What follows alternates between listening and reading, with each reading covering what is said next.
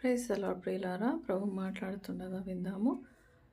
దేవుడు ఎప్పుడు కూడా ఆయన విషయంలో ఎవరితో మనం ఆర్గ్యూ చేయొద్దు. చాలామంది ఏం చేస్తుంటారంటే ఆర్గ్యుమెంట్ చేస్తుంటారు. సో దాన్ని టీవీస్లో కూడా చూపిస్తుంటారు. మీ మీ మీ మతం ఇలా ఉంది, మా మతం ఇలా ఉంది అని ఆర్గ్యుమెంట్స్ చేస్తుంటారు. సో ఇది ఏ రకంగానో దేవుని చిత్తం కాదు. అది జ్ఞానం ఉప్పొంగడం అంటారు దాన్ని. అంటే ఏంటి, కొన్ని బుక్స్ చదివేసి వాళ్ళ దాంట్లో అన్యులు ఏమైనా చదివేసి దాంట్లో ఇట్లా తప్పు ఉంది, మా దాంట్లో ఇట్లా ఉంది అని మనం కంపేర్ చేయడం, ఇదంతా కూడా జ్ఞానం, బుకిష్ నాలెడ్జ్ ఇది. సో బుకిష్ నాలెడ్జ్ కాదు మనకు కావాల్సింది. మన పితరులు చదువుకోలేదు, కానీ వాళ్ళు ఏం చేశారు, గాస్పెల్ విని దేవుని నమ్ముకున్నారు. చాలామంది ఏమంటారంటే డబ్బు ఇచ్చారు అది ఇది అంటారు. డబ్బు ఎన్ని రోజులు వస్తుందండి? దేవుణ్ణి నమ్ముకున్నారు కాబట్టి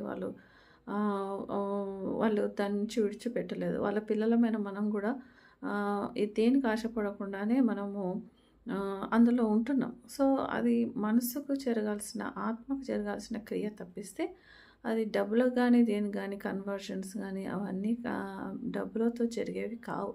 సో ఆర్గ్యుమెంట్స్ ఎవరైనా చేస్తున్నట్టయితే ప్రూవ్ మీ రాంగ్ అని, లేకపోతే నేను చేసేది కరెక్ట్ కాదని చెప్పండి నాకని.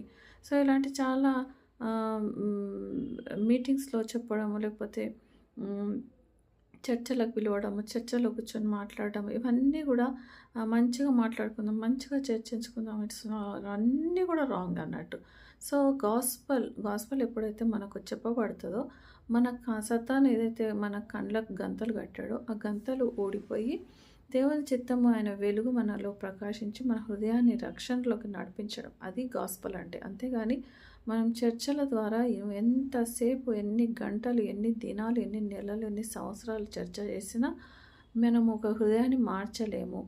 మనం మార్చాల్సిన పని మనది కాదు. గాస్పల్ చెప్పడమే మన పని. వాళ్ళు మారినరా మనకు పోయినా మనకు అవసరం లేదు. ఎందుకంటే మన పని మనం చేస్తే దేవుని పని దేవుడు చేసుకుంటాడు. గాస్పల్కి ఎంత శక్తి ఉందంటే అది హృదయాన్ని తడుతుంది. సో గాస్పల్ వాళ్ళకి పని చేయలేదు అంటే వాళ్ళు దేవుని తృణీకరించినట్టు లెక్క అనుకొని మనం ముందుకెళ్ళిపోవాలి. అంతేగాని చర్చలో కూర్చోబెట్టి మనం మాట్లాడడం ద్వారా, వాళ్ళని ఇంకా రెచ్చగొట్టడం ద్వారా, వాళ్ళు మనల్ని ప్రొవోక్ చేయడం ద్వారా, సో అది అంతా కూడా దేవుని చిత్తం కాదు. కాబట్టి అది అనర్థాలకు దారి తీస్తుంది. సో ప్రాణాలు కూడా పోవచ్చు. అందుకు దేవుడు ఎప్పుడు కూడా ఆయన ఎవరితోటి ఆర్గ్యూ చేయలేదు. 2 మాటలని ఆయన అక్కడ నుంచి వెళ్ళిపోవడం, తానే పారిపోవడం జరిగింది. సో మనం కూడా దేవునిలాగా ఆయన పనిలో ఉందాము. ఆమెన్.